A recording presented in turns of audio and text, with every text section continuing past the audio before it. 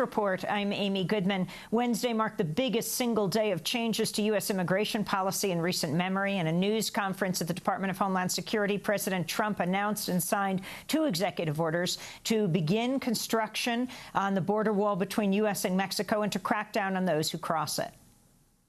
The Secretary of Homeland Security, working with myself and my staff, will begin immediate construction of a border wall.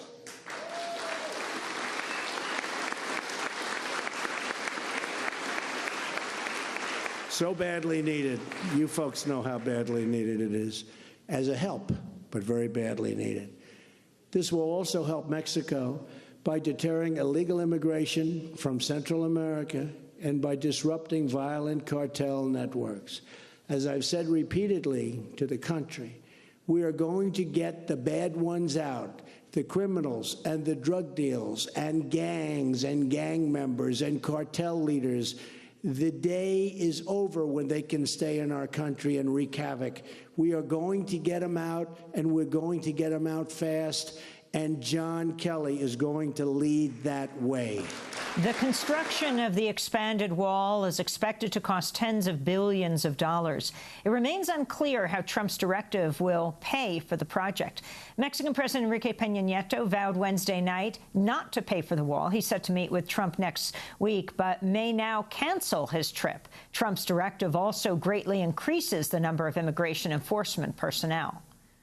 Our order also does the following: ends the policy of catch and release at the border, requires other countries to take back their criminals. They will take them back.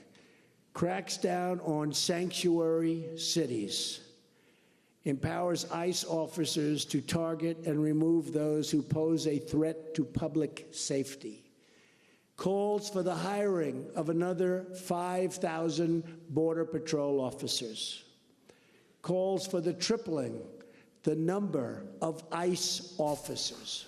The order also strips funding from so-called sanctuary cities, but mayors across the country, including those in New York, Boston, Chicago, Los Angeles, say they'll continue to allow police officers to refuse to arrest and detain undocumented immigrants on behalf of federal authorities. For more, we're going to Washington, D.C., where we're joined by Erica Andiola, a nationally known immigrant activist who served as spokesperson for Bernie Sanders, helped him craft immigration policy. She's a political director for Our Revolution, recently spoke at the Women's March on D.C. She is a DACA recipient, or dreamer, who grew up in Arizona. In 2013, her house was raided. Immigration agents picked up her mother and her brother. Welcome back to Democracy Now!, Erica. Can you overall respond to this historic day yesterday? More changes to immigration policy in one day than we have ever seen. Absolutely. Well, first off, thank you for having me. And yesterday was definitely a day that all of us were afraid it was going to happen. There was several changes that, have been basically horrifying for our communities. And we're, I think for a lot of us in the immigrant rights movement and, the progressive movement, we're still, we're trying to figure out what's the best way to resist this, but also making sure that we're starting the organizing on the ground to make sure that our people are ready for this. And so let's take each executive order that President Trump has laid out. Start with what concerns you most, Erica. I think most of the points that he touched on yesterday concern me a lot. I think for us, one of the, at least for myself, I'm from Arizona, so I have seen what it is to use the police, to use local law enforcement to basically cooperate with ICE, and not only that, but to make sure that you increase the number of people that end up in deportation proceedings or deported. What he did yesterday basically, makes that so much easier and makes Arizona sort of a national, at the national level. And so, I think we need to make sure that we are ready in all fronts. I think for many of us, it is our responsibility to make sure, Well, let me go to President Trump's plans for DACA, or the deferred action on childhood removals, which has provided temporary deportation relief and work authorization to almost 800,000 young people. Democracy Now! Spoke to a DACA recipient last night in New York during a rally against Trump's new orders.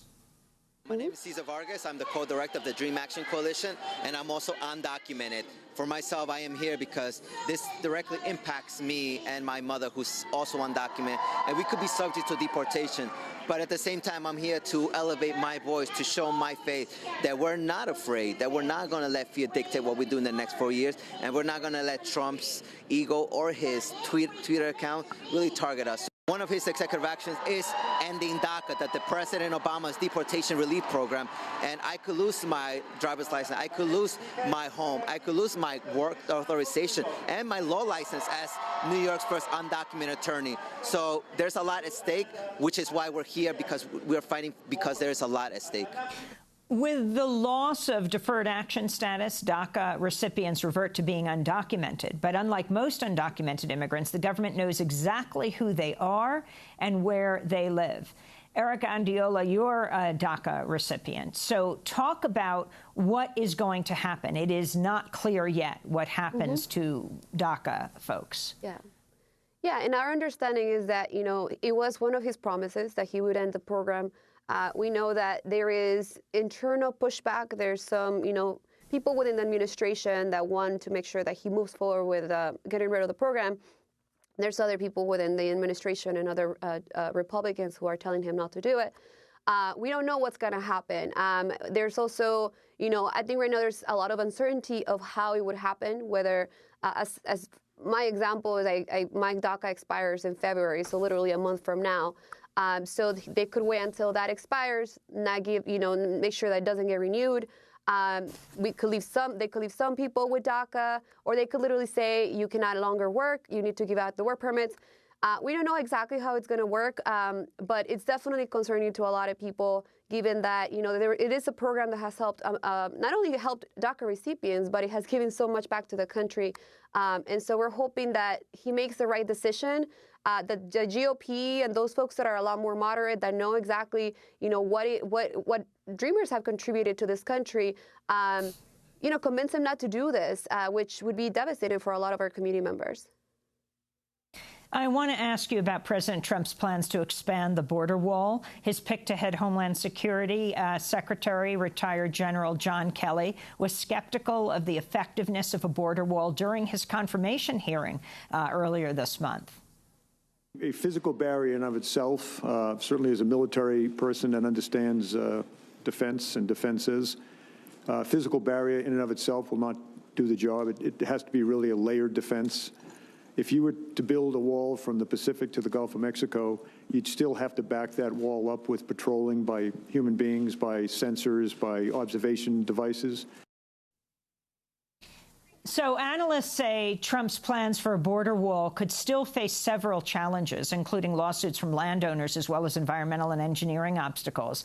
The Government and Accountability Office estimates the cost of building a single-layer fence along the nearly 2,000-mile border with Mexico would be $6.5 million per mile, plus an additional $4.2 million per mile for roads and more fencing. This doesn't include maintenance of the fence. Some experts put the total cost of Trump's border wall at $14 billion. Over the last decade, the U.S. has already installed 700 miles of fencing, tens of thousands of motion sensors, as well as spy towers, radar systems, predator surveillance drones, thousands of law enforcement agents along the U.S.-Mexico border. So can you respond to this, Erica?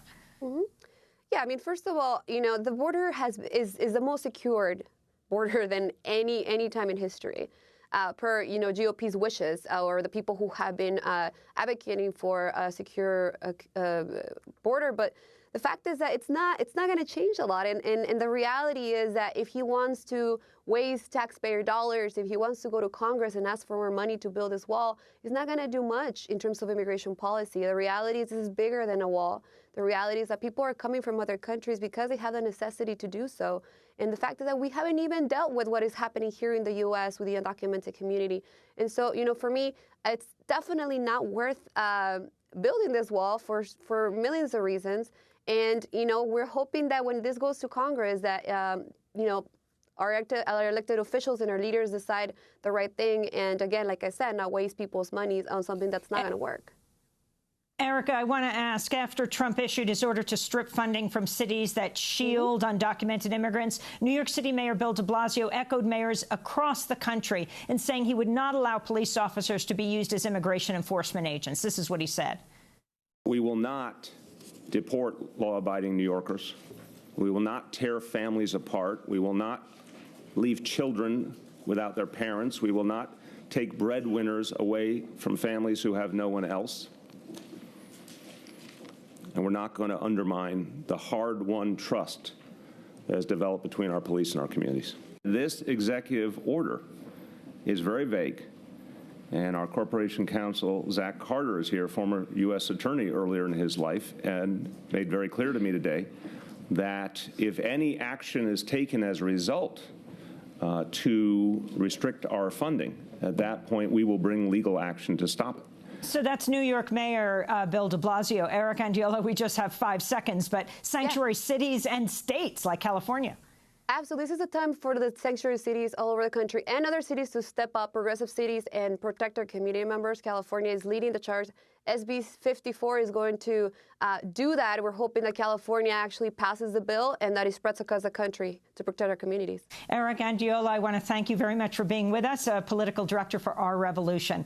I'll be speaking tomorrow, Friday, at 1 p.m. at Dolly's Bookstore here in Park City. I'm Amy Goodman. Thanks so much for joining us.